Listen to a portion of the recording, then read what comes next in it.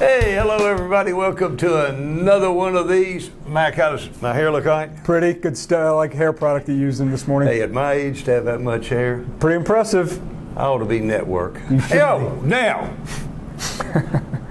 I want to introduce you to the Big Mac I love. You know him as Mac Engel. I am Mr. Randy. Mr. Retired. Well, from radio, but Yes. you know, this newspaper thing, I'm still trying to just trudge along.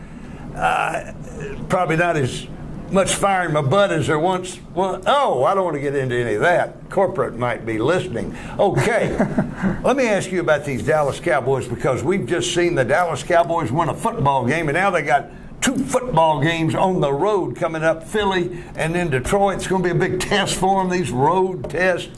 But I want to go back to this victory over RG3 and the Redskins. Mac, I heard a lot of grumbling around town. Well, they didn't look that good, and they didn't look this, they didn't look that, and RG3 is not the same, which he's not. He's not what he was last year. We don't know if he'll get back to that again with that knee thing, but a little grumbling. They didn't look here. The offense wasn't that. Yeah, give the defense credit, but really, how good are they? Let me tell you something, Mac.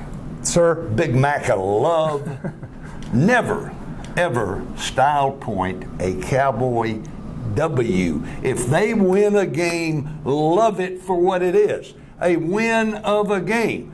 There were some things there that didn't work, certainly on offense, but never. Well, what did you see in that game? Absolutely, you can never style point this team. I don't know if you can style point any team in this league anymore the way it is. This is not 1995. So with that, what did you see in that game that said, okay, maybe they can beat the bad teams and get in?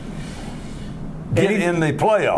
That's it. That's what the Super Bowl is now. That's gone. This thing is all about just getting in. That's their Super Bowl. Well, the NFC East, Big 12 North championship. Well, look, every Sunday is a brand new world in the NFL. It's kind of that way in college football. Yeah, a little bit. I mean, it's just kind more of, so in the NFL. Yeah, well, it's a brand new world every Sunday. So for this world last Sunday, which may absolutely not apply to the new world next Sunday, what we saw was the Cowboys survived on defense and special teams. And, well, I just wanted to say the defensive front line has nothing but NFL boat people. Totally. These people just come rolling in from everywhere. They just drop the boat off there on the Trinity River. Here, come on here, show up. These guys, everybody, basically everybody outside of Jason Hatcher, who played on that defensive front, has flunked out of the NFL not once, but 2 or 3 times around the league. They show up here out of desperation, and the fact the Cowboys have no salary cap room to go get any kind of so-called big name because those guys have salary attached. That's what we saw. But, Mac, that thing right there, guys, reject defensive linemen. I mean, how many of these guys hold up? That's just it. Can they hold up? No, they can't. They'll be exposed eventually. But can 2 of them make plays? DeMarcus Ware's out. Anthony Spencer's out. Jay Ratliff is done. So now it's Jason Hatcher, who was a draft pick, Kyle Wilbur, who was a draft pick, and a bunch of guys I've never heard of. Yeah. Can they? And the other guys are going to get hurt too, and that's fine. Is from what you've seen of these guys and the Cowboys secondary and the inside line, blah blah blah blah blah. Can they be good enough to ugly it up the rest of the way to get to 8 and 8, 9 and 7? Reality says no way. No way that you can have this collection of rejects be so glad of what you got out of them for this one game, what you've been getting out of a couple of them, this Hayden guy, this Selvey guy. Be glad of what you've been getting out of them over the long haul. Those 16 weeks with still 10 games to go in the NFL. You say no way. What it'll come down to for the Cowboys to get to 8 and 8 is they're going to have to go and do an offensive shootout. For sure. And Tony Romo's going to have to be good. There's a little plus factor.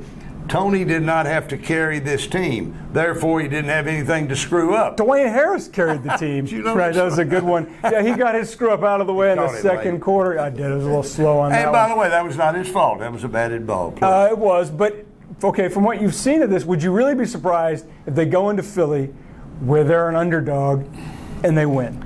I would not be surprised at all, but I don't think they will win because I think Philly has now got the right quarterback.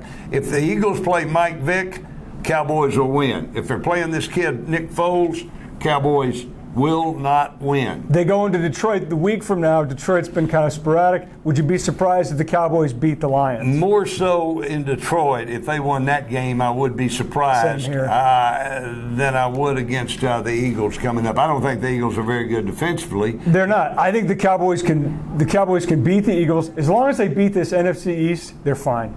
You know what? When you want to talk football, see us. That was a brilliant conversation breaking down. It doesn't get a lot better than that. Harvard's going to be using this in their curriculum next week.